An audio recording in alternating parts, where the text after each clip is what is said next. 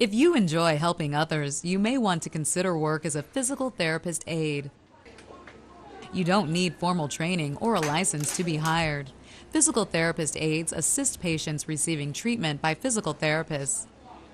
They help disabled patients move to treatment areas. They keep the areas organized and clean and prepare them for each patient's therapy. Some aides also do clerical work, such as ordering supplies and filling out medical insurance forms. And they answer the phone. Aides must be under the supervision of physical therapists or physical therapist assistants. Most aides work in hospitals or the offices of physical therapists. There are both full-time and part-time jobs. Work hours vary from employer to employer. At many outpatient offices and clinics, aides work evenings and weekends. The job has physical challenges. You must be strong enough to steady patients who need support when walking and to lift those who can't help themselves.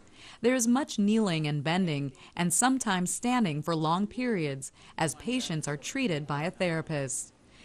Skills are learned on the job. Most employers offer clinical training. No license or college degree is required, but physical therapist aides must have a high school diploma. Employment in this area is expanding. As more of the growing elderly population develops debilitating conditions, more people need therapy.